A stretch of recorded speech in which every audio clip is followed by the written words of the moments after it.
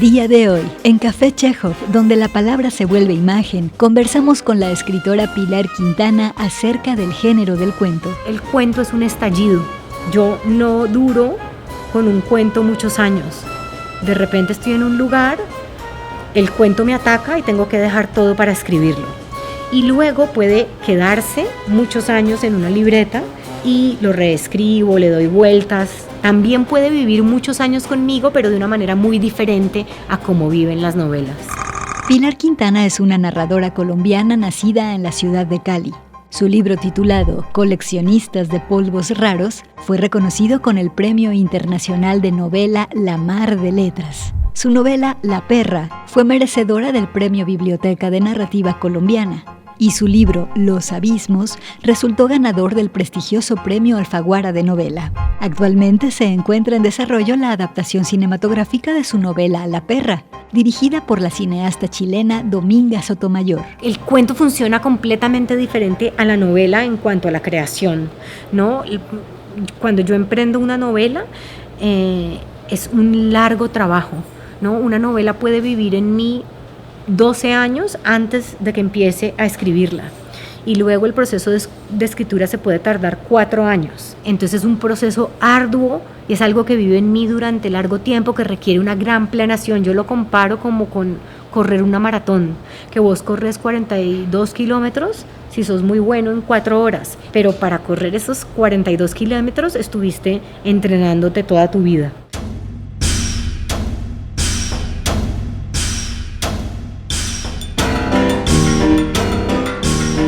Existe una nueva generación de escritoras latinoamericanas que están alcanzando fama internacional. ¿Qué crees que explica este fenómeno? Yo desde hace 4 años estoy trabajando en un proyecto que se llama la Biblioteca de Escritoras Colombianas, que es un proyecto editorial con dineros del Ministerio de Cultura para rescatar las obras de grandes escritoras colombianas olvidadas. Y entonces me la he pasado 4 años estudiando, leyéndolas, sondeando, investigando por qué pasó que habían sido menospreciadas, borradas, olvidadas del canon, ¿no? Escribí un ensayo que estoy terminando sobre el tema de más de 80 páginas, pero entonces creo que las mujeres tuvimos menos acceso a los círculos cultos, a la educación. Eso fue una parte. Y en los últimos años las mujeres estudiamos más que los hombres. Nos va mejor en la universidad que a los hombres. Entonces yo creo que ya no estamos a la saga. No lo hemos estado. Y si estábamos a la saga era porque se nos negaban las oportunidades de estudiar o de trabajar, de cultivarnos, digamos. Y en esas circunstancias adversas siempre hubo escritoras destacadísimas y buenísimas. Pero ahora ya no estamos a la saga en ese aspecto. Sigue existiendo una brecha enorme en muchos aspectos, pero no en la educación. Las mujeres nos educamos tanto o más que los hombres. Entonces yo creo que mi generación es una generación, y las generaciones también un poco anteriores, de mujeres educadas intelectualmente a la par de los hombres. Entonces también aquí podemos estar viendo el resultado de esto.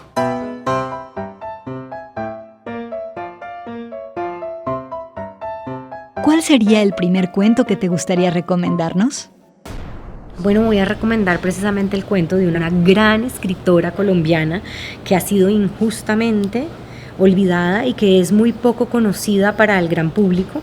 Ella se llama Elisa Múgica y ella tiene un libro de cuentos que se llama Ángela y el Diablo. Lo pueden descargar gratis de la página de la Biblioteca Nacional de Colombia. Es un libro bellísimo, ilustrado por Lucy Tejada, y ahí hay varios cuentos, todos muy buenos, pero voy a destacar uno que se llama 10 de abril, que pasa un día después del 9 de abril de 1948, cuando sucedió el Bogotazo, que fue una gran revolución que hubo en Colombia, luego de que asesinaron al candidato presidencial liberal, que era el favorito para llegar a la presidencia, Jorge Eliezer Gaitán. Entonces hubo una revolución obrera que destruyó la ciudad. En unas pocas horas la ciudad quedó completamente destruido. Y el cuento ocurre un día después, cuando mandan a un soldado, a un militar, a que dé de baja es decir, asesine a los últimos francotiradores que quedan en las torres. Y este cuento me gusta mucho porque muchas veces en el exterior, cuando estoy en Europa o en Asia presentando mis novelas, me dicen que siendo una escritora latinoamericana, ¿por qué yo no hablo de la violencia? Y yo abro los ojos así porque yo sí que hablo de la violencia, solo que no hablo de la violencia de la que se espera que hable un latinoamericano, que es nuestro conflicto, ¿no? La guerra, la violencia que está allá afuera. Y yo creo que este cuento hace algo maravilloso y es mostrarnos cómo la violencia que está allá afuera, la violencia de la guerra, tiene un origen íntimo dentro de las familias, ¿no? Y que la violencia de las familias es el origen de toda la violencia. De vez en cuando surgían grupos de hombres que corrían o atravesaban una bocacalle con los brazos en alto, cohibidos por la presencia de las tropas que conducía Alfredo. Tenían los ojos asustados y no se parecían a los que el día anterior avanzaban sin vacilación, como si contemplaran una visión interior. Alfredo se sabía superior a ellos y solo por el placer de comprobarlo, ordenaba en cada bocacalle: «Que nadie se mueva. Los que vayan a cruzar sigan de uno en uno y con los brazos en alto». Los soldados apuntaban. Alfredo se había convertido en el amo. Qué distinto fue la víspera. Entonces, y de una manera repentina, la gente adquirió una personalidad extraña que la impulsaba a gritar en las calles, emborracharse y quemar. Alfredo creyó que lo perdería todo. Al regresar, Pilar Quintana nos hablará de uno de sus narradores latinoamericanos favoritos y también nos compartirá uno de sus relatos cortos predilectos. Ya volvemos.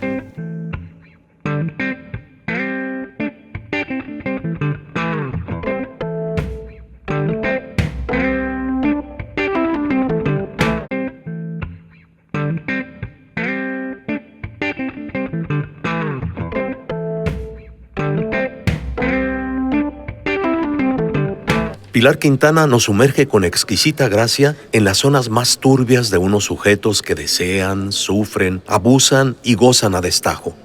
Unos hombres y unas mujeres capaces de comérselo todo. Alejandra Costamagna. Café Chekhov continúa conversando con la escritora Pilar Quintana acerca del género del cuento. En algún momento me pidieron que hablara sobre las diferencias entre el cuento y la novela. Entonces estuve pensando mucho sobre estas diferencias. Está la obvia, que es la extensión, ¿no? El cuento es una narración breve, de menor extensión que la novela. Es menos ambiciosa en un sentido que no tiene que ver con la extensión necesariamente, ni tampoco con la calidad, ¿no? Es menos ambiciosa en qué sentido, que una novela intenta contar una vida y un cuento intenta contar un instante en la vida de un personaje, ¿no? Estoy haciendo un poco simplificaciones, ¿no? Hay cuentos que narran una vida y novelas que narran un instante, ¿verdad? Pero yo creo que la diferencia fundamental está en el ojo, está en la mirada del escritor. Y yo creo que hay escritores con mirada de novelista y escritores con mirada de cuentista, ¿no? Una novelista como Patricia Highsmith puede hacer novelas, ha hecho cuentos también, pero cuando vos lees tus novelas, así tengan 200 páginas o 300 páginas, uno siente que está ante un cuento, que es una escritora con mirada de cuentista, así haya escrito una novela. Y luego tenés autores como Roberto Bolaño, digamos, que hace cuentos, pero cuando vos lees esos cuentos, vos sentís que estás leyendo una novela de 10 páginas.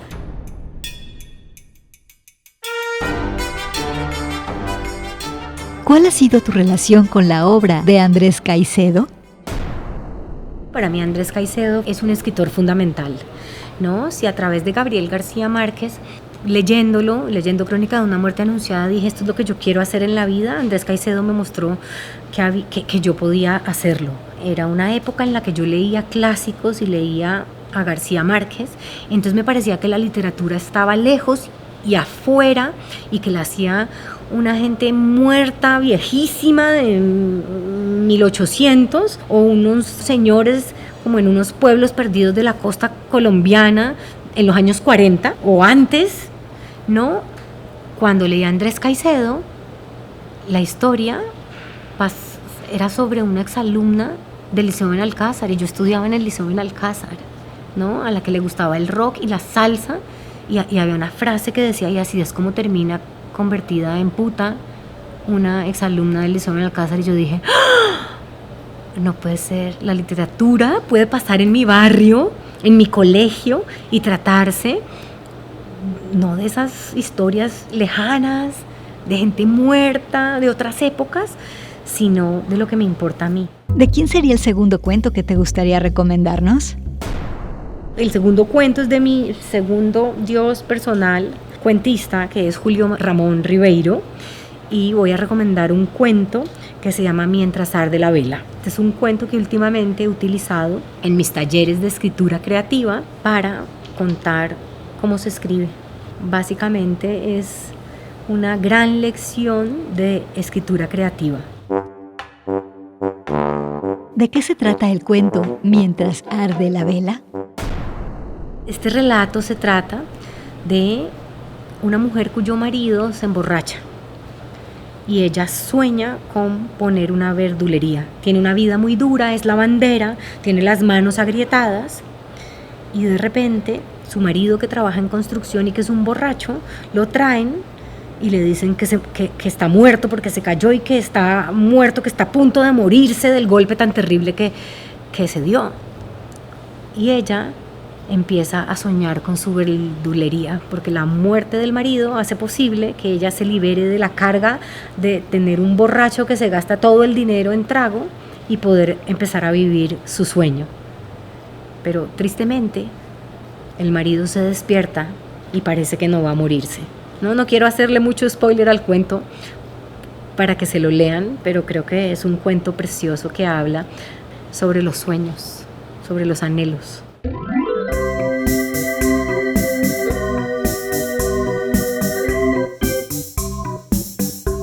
¿Qué podrías compartirnos sobre la obra de Julio Ramón Ribeiro? Bueno, yo también llegué tardíamente a Julio Ramón Ribeiro, siempre me lo recomendaban, pero es un autor que no es fácil conseguir, y hace unos años estaba en Perú y mis editores de Perú me regalaron sus cuentos completos, y lo primero que hice cuando volví a Colombia fue empezar a leerlo. Me leí su primer libro de cuentos, de los cuentos completos, que se llama Los gallinazos sin pluma, y entendí por qué me lo habían recomendado tanto, ¿no? Es uno de los grandes autores que perteneció a la generación del boom, pero es un autor que no tuvo tanta notoriedad, quizás porque en aquella época alcanzaban 2 por país el protagonismo, ¿no? Cuando ingresó de nuevo, Moisés seguía en el suelo sin cambiar de posición. Otra vez, pensó ella.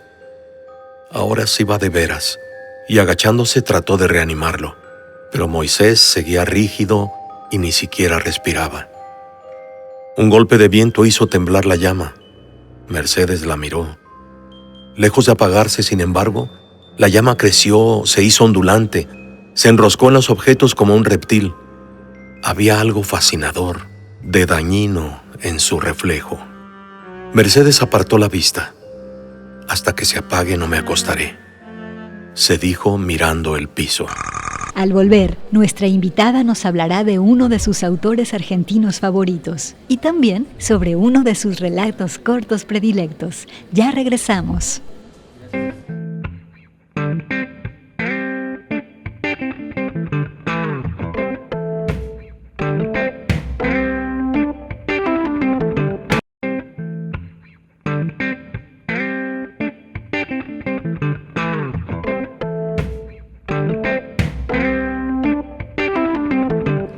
Quintana hace maravillas con su prosa desilusionada, sobria, poderosa. Juan Gabriel Vázquez. Café Chekhov conversa con la escritora Pilar Quintana acerca del acto de leer. Pues yo creo que mi vida entera, y lo que encontré es algo que no es posible en ningún ámbito, y es la libertad absoluta, ¿no? Creo que es la lectura de narrativa, te permite salirte de este mundo e irte a vivir a otro.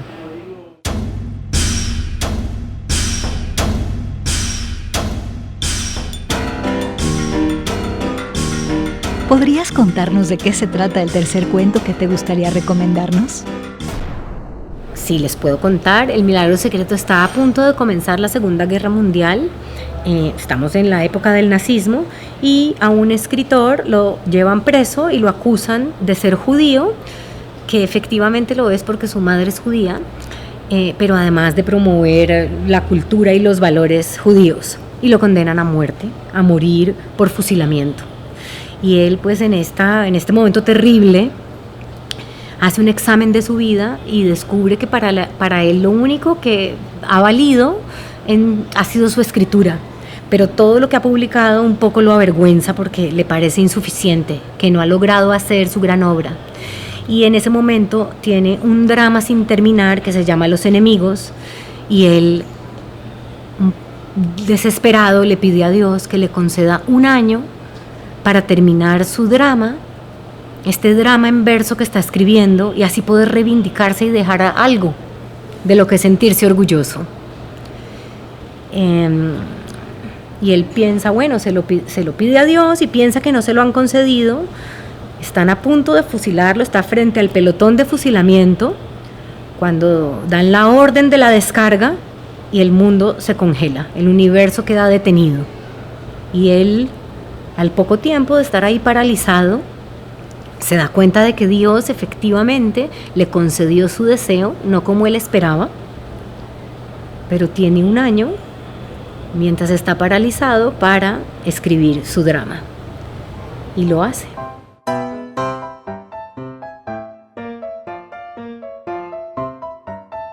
¿Qué es lo que te apasiona de este relato de Jorge Luis Borges?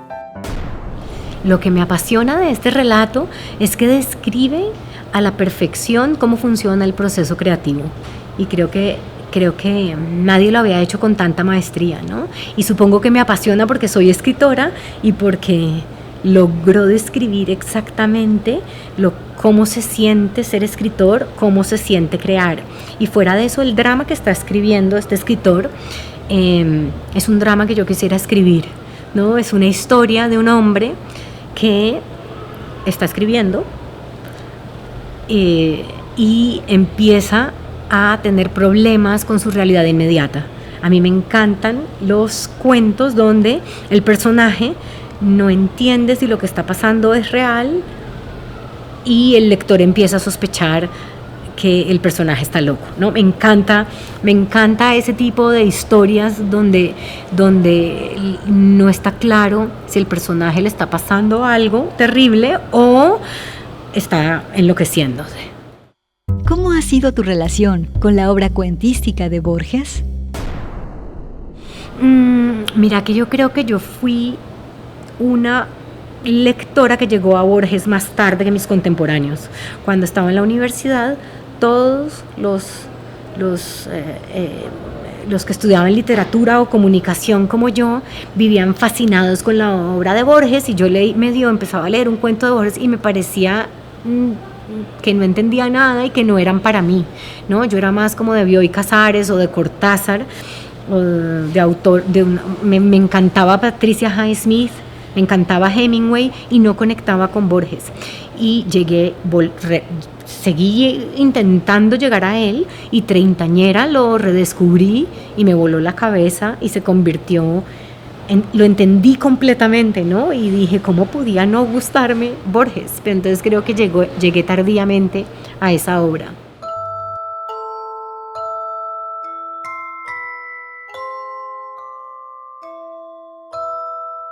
Lo condujeron a un cuartel aséptico y blanco en la ribera opuesta del Moldau. No pudo levantar uno solo de los cargos de la Gestapo. Su apellido materno era Joroslavsky. Su sangre era judía. En 1928 había traducido el Sefer Yetzirah para la editorial Hermann Barsdorf. El efusivo catálogo de esa casa había exagerado comercialmente el renombre del traductor. Ese catálogo fue hojeado por Julius Rote, uno de los jefes en cuyas manos estaba la suerte de Hadlik. 2 o 3 adjetivos bastaron para que Julius Rote admitiera la preeminencia de Hadlik y dispusiera que lo condenaran a muerte. Se fijó el día 29 de marzo a las 9 a.m. El primer sentimiento de Hadlik fue de mero terror. Pensó que no lo hubieran retraído la horca, la decapitación o el degüello, pero que morir fusilado era intolerable. En nuestra próxima emisión hablaremos con la escritora Neige Sino acerca de su perspectiva sobre el género del cuento y también sobre algunos de sus relatos cortos favoritos. Hasta entonces. En el cuento siempre estás consciente de que es una forma, ¿no? Por eso muchas personas lo ven como la madre de todas las otras formas, porque por ser breve y por ser tan técnico, siempre está muy visible la textura. Como he sido víctima de abuso sexual infantil, fui víctima también del relato que mi agresor hacía de lo que vivimos, ¿no? Y un agresor, un abusador, es alguien que tiene un poder sobre una víctima y ese poder también es el poder de narrar, es el poder de imponer su versión. Y entonces en muchos casos, que fue también mi caso, me impuso, me convenció, o por lo menos me intento manipular con ese relato de que te amo. Es lo que te hago es porque te amo, eso es amor. Y entonces, desde muy joven, desde chiquita, yo tuve esa perspectiva, esa visión de que hay varias formas de contar una misma historia. Yo soy una lectora desde la infancia de novela, de narrativa de cuento y de ficción, ¿no? O sea, es algo muy extraño. Siempre, o sea, toda la vida me pregunté sobre por qué me interesa tanto proyectarme en un mundo que no existe, un mundo ficticio. O sea, eso es algo extraño. Y creo que eso me llevó también a estudiar literatura, esa pregunta que nunca pude contestar del todo, ¿no?